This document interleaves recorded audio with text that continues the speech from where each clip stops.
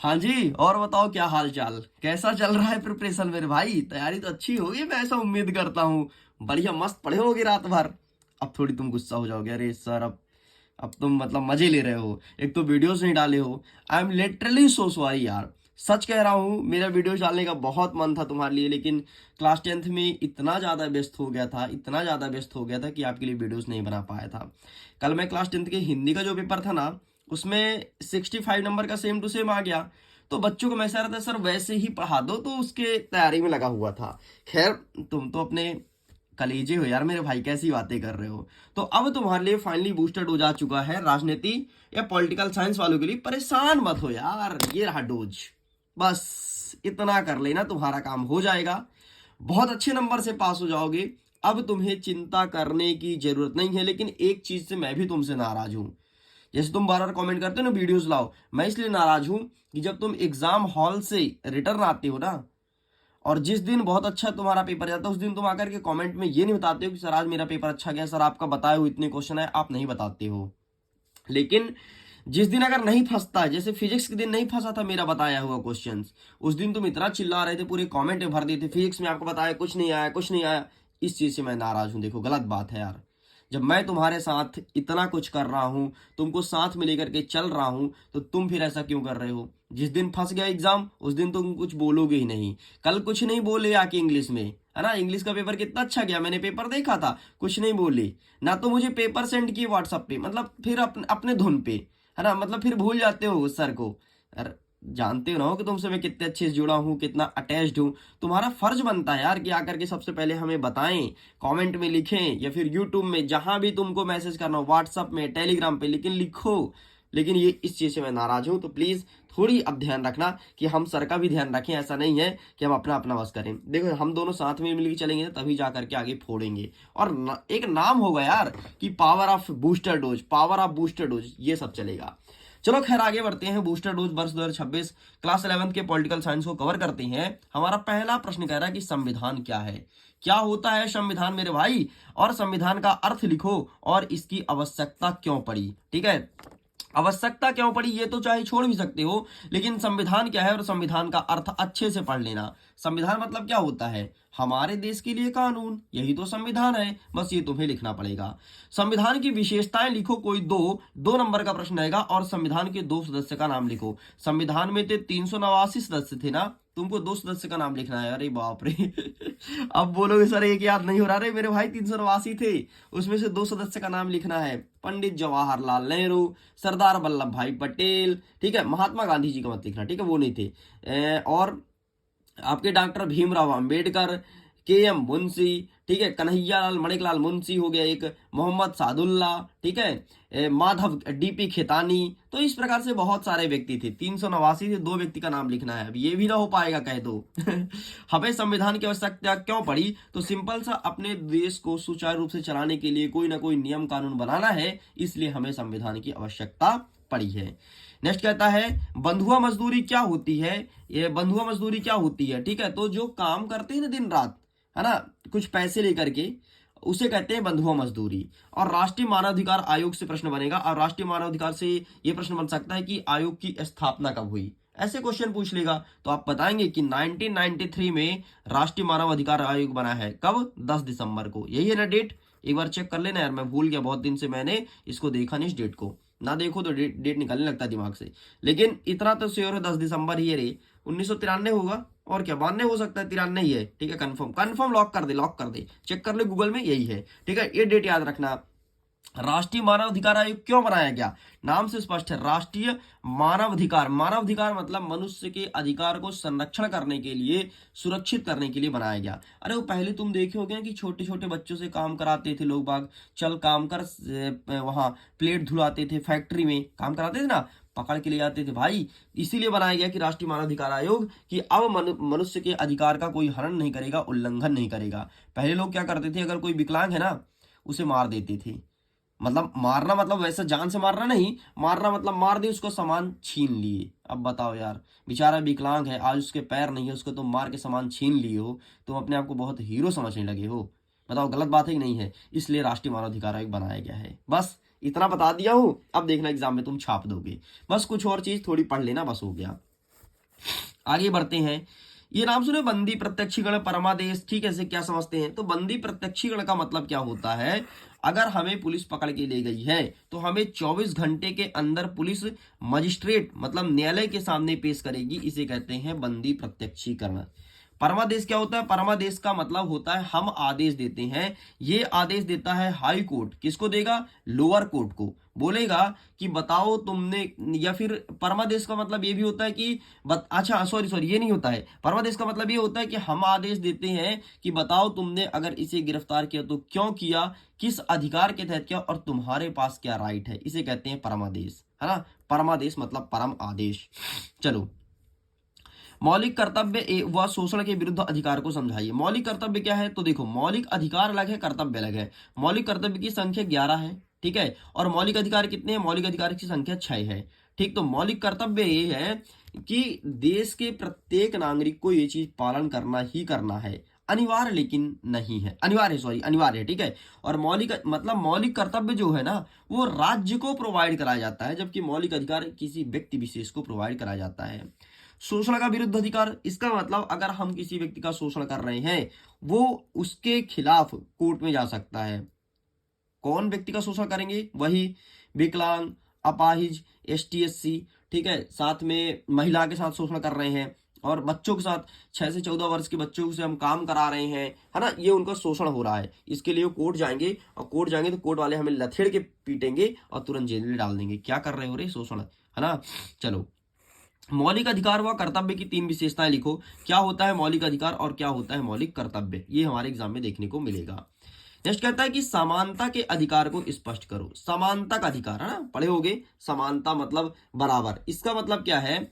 जाति, धर्म, लिंग, वंश के आधार पर भेदभाव नहीं किया जाएगा, यही कहलाता है समानता का अधिकार। मैं थोड़ी थोड़ी समझाते भी चलता हूं। इसका रीजन ये है कि कुछ मैं समझाऊंगा तुमको भी याद हो जाएगा। एक बार बूस्टर डोज के सारे क्वेश्चन को पढ़ लेना, यकीन मानो पेपर की धज्जियां उड़ा दोगे मेरे भाई। धज्जियां, धज्जियां, समझ रहे हो।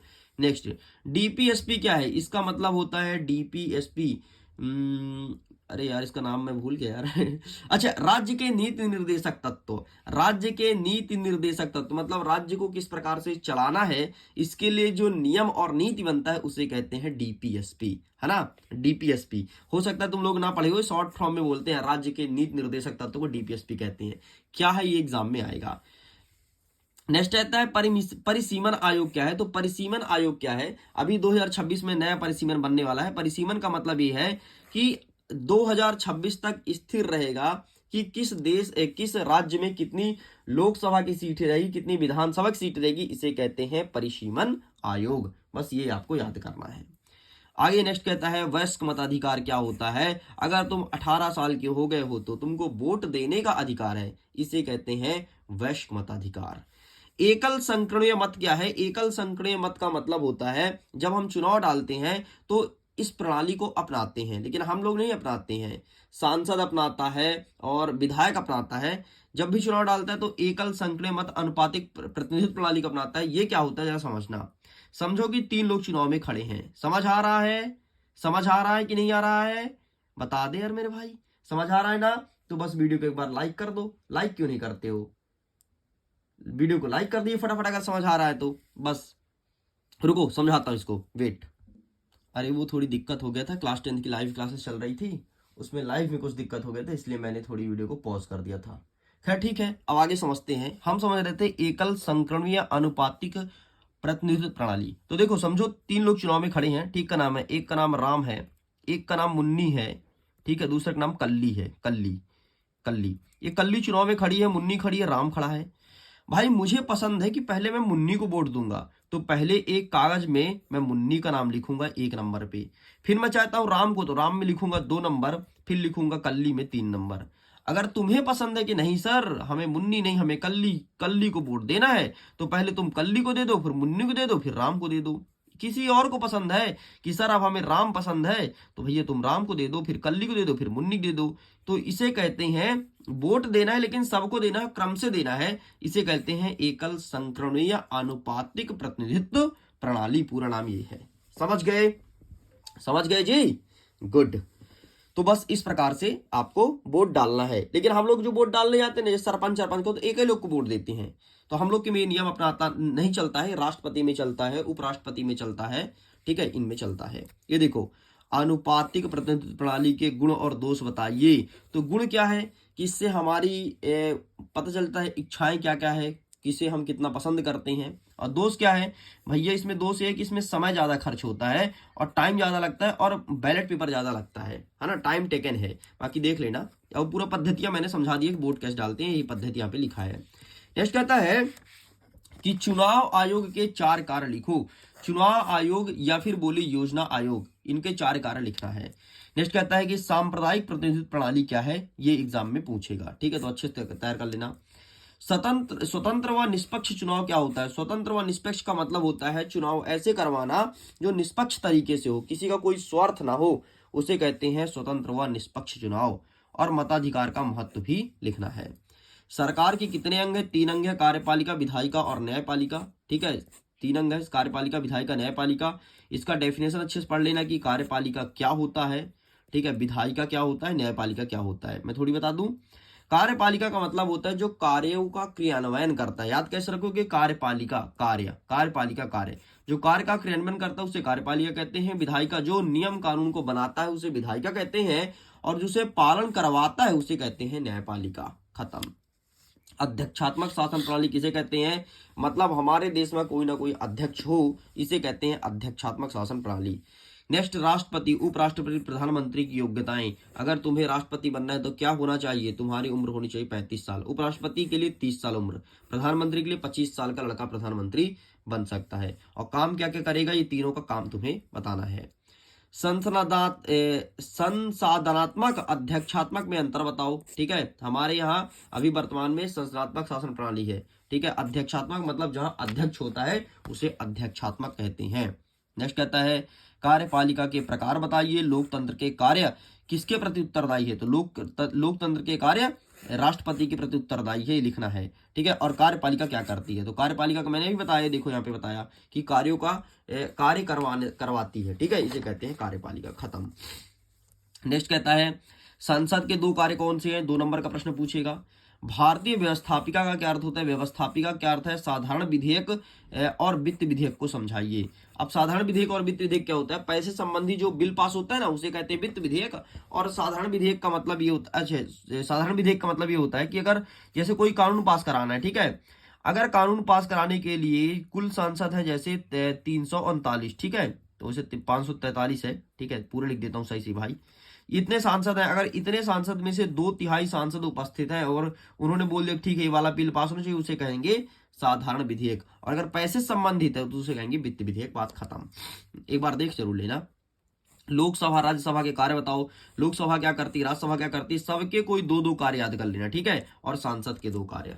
नेक्स्ट कहता है कि दल बदल क्या है? सर्वोच्च न्यायालय का महत्व बताओ। दल बदल का मतलब होता है अपने पार्टी को छोड़ करके और दूसरे पार्टी में जाना, दल बदल कहलाता है। सर्वोच्च न्यायालय का महत्व मतलब जो आपका सुप्रीम कोर्ट है उसका क्या काम है, वो क्या काम करती है, इसे कहते हैं सर्वोच्च न्यायालय। नेक्स्ट कहता है सर्वोच्च या उच्च न्यायालय के न्यायाधीश के पद को हटाने की प्रक्रिया। तो इन्हें हम बड़े खतरनाक तरीके से हटाते हैं यार। इन्हें हटाने के लिए सबसे पहले हमें राष्ट्रपति की अनुमति चाहिए, राष्ट्रपति की सिग्नेचर चाहिए, फिर राष्ट्रपति का दोनों लोकसभा राज्यसभा दोनों जगह बिल पास होना चाहिए, है ना। बड़े मुश्किल में हटते हैं, तो कोई हटाता ही नहीं है, कौन इतना माथा पच्ची करे। बिल पास कराना आम बात थोड़ी ना है। देखो लोकसभा के जितने सदस्य हैं 543, वो हल्ला करेंगे, नहीं हम ना देंगे वोट, ये करेंगे वो करेंगे। फिर राज्यसभा के जाएंगे तो उधर 245 उधर बैठे हैं, वो खा लेंगे खुदड़ी, तो कहते हैं भाड़ में तो जाए, किसी को हटाओ ही ना करो, ठीक है। तो इस प्रकार से हटाने बड़ा कठिन प्रक्रिया है यार, बहुत कठिन है ना, ऐसे मामूली साधारण नहीं है। नेक्स्ट कहता है लोक अदालत का क्या महत्व है, ठीक है। एससी मतलब एसटी वाला नहीं है, सुप्रीम कोर्ट है। एससी सुप्रीम कोर्ट के कार्य व शक्ति और जनहित याचिका क्या है। संघ सूची, राज्य सूची और संवर्ती सूची क्या है? तो सबको काम कराने का अधिकार होता है, उसे कहते हैं संघ, राज्य और संवर्ती सूची। जैसे जो हमारे मध्य प्रदेश की पुलिस है वो राज्य सूची का विषय है, ठीक है। जो हमारे वहाँ वो खुला है कोटा जिसमें खाना पीना मिलता है, वो आपके किसका है? संवर्ती सूची का विषय है। तो इस प्रकार से सूची क्या पढ़ लेना, ठीक है। भारतीय संविधान की एकात्मक और संघात्मक के लक्षण बताओ। ज्यादातर क्वेश्चन आपके पहले किताब से आ रहा है, ठीक है। अब मैं दूसरे किताब का क्वेश्चन कुछ ही दिखाऊंगा, ज्यादा नहीं है, 5-7 प्रश्न दिखाऊंगा, बाकी पहले किताब के ज्यादातर क्वेश्चन आ रहे हैं। ठीक है, चलो जी। अच्छा, एक चीज मैं तुम्हें बताना भूल गया, बड़ा इंपॉर्टेंट नोटिस है। तुम्हारा अगर छोटा भाई बहन क्लास 10th में है ना, तो भैया उनके लिए मिडिल एजुकेशन एक कोर्स लॉन्च किया है जिसका नाम है टॉपर सीरीज वर्ष 2026। आपको पता होगा। मैं ये चाहता हूं कि इस जानकारी को अपने छोटे भाई तक बताइए, या फिर जो कोई होता है ना कभी कभी कोई कि आपको बहुत अच्छा मानता है, कह रहे यार ये भैया बहुत अच्छे हैं, ये भैया जो बताते हैं सही बताते हैं, तो आप गाइड कर सकते हैं। मिडिल एजुकेशन के एप्लीकेशन में ये कोर्स लगातार चल रहा है। अगर जुड़ना चाहते हैं तो मैं आपको प्रोसेस बता देता हूं, आप उन्हें बता दीजिएगा। सिंपल सा, सबसे पहले मिडिल एजुकेशन के एप्लीकेशन को डाउनलोड करवा देना गूगल प्ले स्टोर से, एंड इस प्रकार से एप्लीकेशन ओपन होगा लॉगिन वॉगिन करवा के। ठीक है, अब यहाँ पर तुम्हें ऑप्शन दिखेगा पेड कोर्स का। ठीक, पेड कोर्स का ऑप्शन दिखेगा, ये देखो यहाँ पर 2 ऑप्शन आ गया है। एक आया है टॉपर सीरीज 2026, दूसरा आया है मैजिक डोज। टॉपर सीरीज कक्षा 10वीं के बच्चों के लिए है, और ये क्लासेस यहां पर चलेगी 20 नवंबर से। ठीक है, मैं दिखाता हूं, ये पीडीएफ है, उनके फोन में भी दिख जाएगा। ठीक है, ये 20 नवंबर से क्लासेस चलेगी। ठीक, क्या क्या पढ़ाया जाएगा, तो देखो सभी चैप्टर को कवर करेंगे, सभी सब्जेक्ट को। डेली लाइव क्लास रहेगा, एग्जाम ओरिएंटेड पढ़ाएंगे। आप तो पढ़े हैं मेरे से 10th में, तो आपको तो पता है कि जो पढ़ाता हूं एग्जाम में आएगा, है ना। तो एग्जाम ओरिएंटेड चीज पढ़ाएंगे क्लासेस में, एंड टॉपर से मिलवाएंगे। इस बार थोड़ी नया कर रहे हैं, मैं टॉपर को बुलाऊंगा, जो जो टॉप किए थे उनको बुलाऊंगा, उनसे बातें कराऊंगा और नोट्स दूंगा उनको। जो भी क्लास में पढ़ाया जाएगा उसका नोट्स मिलेगा, ये सब मिलने वाला है। अच्छा, कितने में मिलेगा, तो आपको तो पता है कि मिडिल एजुकेशन पैसे के लिए कभी काम किया ही नहीं जीवन में, लेकिन हमें 2-3 सब्जेक्ट के टीचर लाने पड़ेंगे, तो नॉमिनल फीस ले रहे हैं, नॉमिनल, एकदम नॉमिनल। कितना फीस रहेगा मैं बता देता हूं उसकी जानकारी।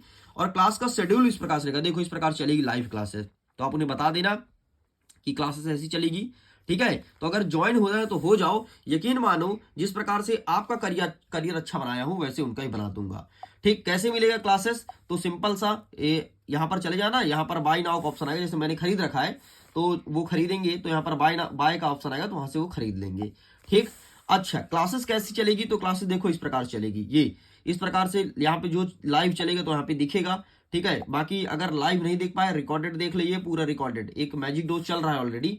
ठीक है, इंग्लिश ग्रामर के लिए है, अगर तुम भी चाहो तो इसमें रजिस्टर्ड हो लो, पूरा A to Z इंग्लिश का ग्रामर पढ़ाया जा रहा है। ठीक है, इस प्रकार चलेगा, ये देखो। ठीक, एंड इसके बाद इसका नोट्स भी देंगे पीडीएफ, देखना कैसे, ये यहाँ पे ये इस तरह पीडीएफ मिलेगा, वो पीडीएफ से अपना पढ़ाई कर सकते हैं। ये कोर्स हमेशा के लिए रहेगा उनके पास, मतलब वो 30 अप्रैल तक इस कोर्सेज को देख सकते हैं, जब मन चाहे और जितनी बार मन चाहे उतना। और डाउट सेशन, यहां से कोई मैसेज करो तुरंत हमारे पास आएगा और हम उसका रेजुलेशन करेंगे। इस प्रकार से रहने वाला है। चलो साइड करते हैं। अब मैं बता देता हूं ये कोर्स कितने में है, अगर किसी को चाहिए तो। ये कोर्स तो 499 रुपए में था, लेकिन ये पे मत करवाना, आप करा देना 399 रुपए पे। लेकिन अगर किसी स्टूडेंट को ये भी पे नहीं करना तो ये भी मत करना, और सस्ता कर रहे हैं, और सस्ता। आप बताओ, एक कोड लगाना TOP टॉप 10, ये कोड लगाना जब पेमेंट करना, तो ये कोड जैसे ही लगेगा ना बेटा, देखना इसका प्राइस सीधे आधा हो जाएगा, एकदम 50%। मतलब इतना सस्ता हो जाएगा कि एक पिज्जा और बर्गर जितने मिलता है उतने में कोर्स मिल जाएगा, और सारे विषय पढ़ाएंगे, एक विषय नहीं। ठीक है, चलो नेक्स्ट कहता है राजनीति सिद्धांत। दूसरी किताब को देखते हैं। राजनीति सिद्धांत का प्रमुख उद्देश्य क्या है और अर्थ क्या है। 4 भारतीय राजनीतिक चिंतक का विचार कीजिए। स्वतंत्रता का अर्थ, परिभाषा और नकारात्मक और सकारात्मक स्वतंत्रता क्या है। ठीक है, ये 100% आएगा, देख लेना। नेक्स्ट कहता है स्वतंत्रता की क्या लक्षण है और महत्व बताइए। समानता का अर्थ बताना है और परिभाषा बताना है। आर्थिक समानता क्या है, राजनीतिक समानता व सामाजिक समानता क्या है। विधि के समक्ष समता का अर्थ बताइए, क्या होता है विधि के समक्ष समता। नेक्स्ट कहता है कि समानता के प्रकार और महत्व को बताना है। ठीक है, नेक्स्ट कहता है न्याय क्या है, वह प्रकार, सामाजिक न्याय, आर्थिक न्याय और कानूनी न्याय को बताना है। ठीक है, एंड समान व्यवहार का सिद्धांत क्या है, सूचना का अधिकार क्या है, नैतिक कर्तव्य क्या है, ये चीज बताना है। ठीक है, राजनीतिक का आर्थिक सांस्कृतिक और अधिकार क्या है। ठीक है, और कुछ क्वेश्चन और बचे तो आप इसका स्क्रीनशॉट ले लो, बाकी इसका पीडीएफ भी आपको मिल जाएगा सिंपल सा। आप भी एप्लीकेशन को डाउनलोड कर लेना। एंड यहाँ पर देखो एक सेक्शन है बूस्टर डोज का, दिखा देता हूँ फटाफट। ठीक, ये देखो, ये बूस्टर डोज का यहाँ पर पीडीएफ मिलेगा, अपने क्लास में चले जाना, ये देखो। एंड ये देखो यहाँ पर अपलोड है पीडीएफ, तो ये पीडीएफ भी यहाँ पर अपलोड हो जाएगा। चलिए मैं वीडियो को एंड करता हूँ। Thanks for watching. खुश रहिए, पढ़ते रहिए, मुस्कुराते रहिए। और इंग्लिश का कोर्स आप भी ले लीजिए, अगर आपकी इंग्लिश कमजोर है तो डेफिनेटली वहां पर बहुत अच्छे से पढ़ाया जा रहा है। बाकी आपको पता है यार, अब आपको मैं ये थोड़ा ना बताऊंगा कि मैं कैसे पढ़ाता हूँ, आप तो पुराने स्टूडेंट, आपको तो सब पता है। वीडियो को एंड करता हूँ। Thanks for watching, bye.